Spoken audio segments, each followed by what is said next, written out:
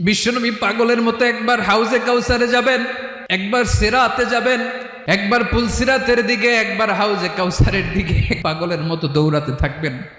তার কোনো গুনাহগার উম্মত যাতে জাহান্নামে ঢুকে না যায়, সেদিন কেউ সুপারিশ করতে পারবে না বিশ্বনবী ছাড়া। এজন্য ৫ নম্বর আল্লাহ বললেন, মান যাল্লাযী ইয়াশফাউ ইনদাহু ইল্লা বিইযনিহি।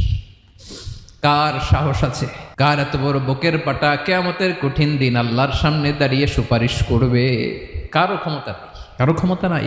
বিশ্বনবী সেদিন সিজদায় পড়ে উম্মতের জন্য কাঁদবেন, সবাই কাঁদবে, নফসি নফসি, আল্লাহ আমারে বাঁচাও, আল্লাহ আমারে বাঁচাও। বিশ্বনবী বলবেন, উম্মতি উম্মতি।